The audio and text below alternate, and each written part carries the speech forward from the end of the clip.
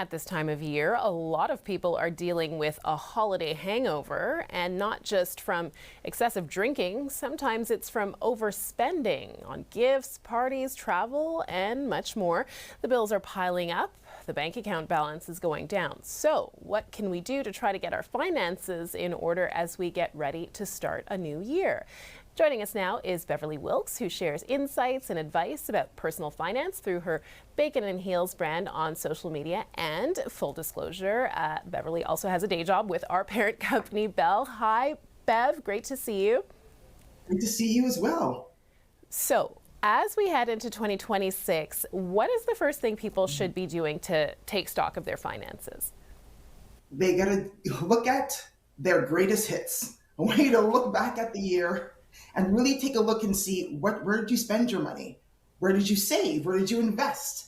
Were there any big things that happened throughout the year that really took a dent, hit your budget with a big dent?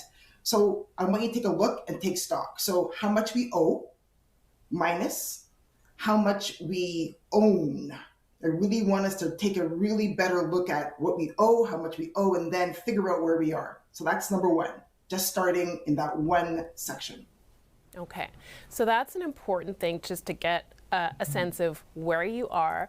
I think for a lot of people at this time, there's debt in the mix, credit card debt. A lot of Canadians carrying holiday credit card debt into the new year. Some pay it off within months, but if you only make minimum payments, it can actually take years to pay off a balance. It's absolutely bonkers, right? So a $5,000 debt that you may have today carrying at 22% could take you over 11 years to pay it if you keep on just paying the minimum payment.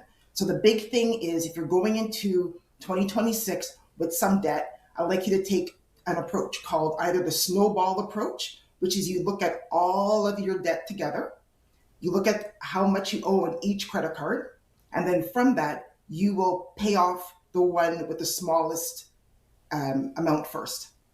Okay. Then you continue to pay those down. The other approach is called the avalanche approach, which is you look at all of your credit cards and all of the interest rates, and you pay the one with the highest interest rate first. Okay, so people have options here. And that brings me to my next question, because some people hear the word budget and it's overwhelming. You know, they shut down. You prefer to talk about a spending plan instead. So what is a spending plan, and how do you build one that actually works, doesn't fall apart by February?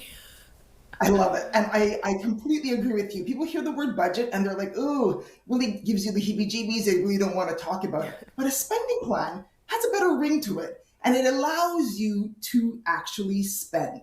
So here are the four categories I would like you to allocate your money. Number one, I would like you to pay yourself first. I know it's a tried and tested approach. Really want you to think about putting up to 20% of your take-home pay to you. And I know that's a lot of money, but you don't have to do 20. You can start with 2%. Then I want you to pay your essentials, like your mortgage, your rent, your utilities. And I know many people may say that's a little bit counterintuitive, Bev. It is a little bit, but at the end of the year, I want you to make sure that you got paid along with all of your other bills. Then we just talked about debt.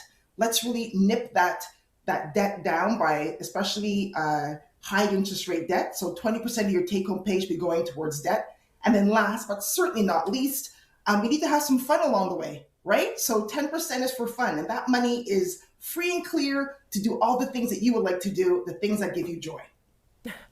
I like that you included that, because it is an important part of life, making sure there's some joy in there.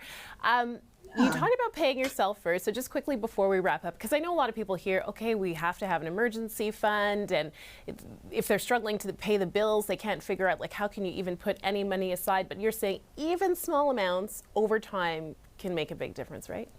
100%. An emergency fund is a great way. You know, the car breaks down, the dishwasher breaks, the roof leaks. What a great opportunity for you to have a little bit of money aside that can help you pay this emergency instead of putting it on your credit card again and getting into more debt. So if you could put $10 a pay, $20 a pay aside, that would be really great, because then if and when something does happen, that money is there waiting for you instead of you going to your credit card and adding more debt.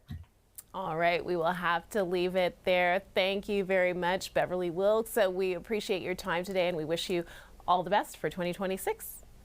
Same to you. Happy holidays. Happy New Year.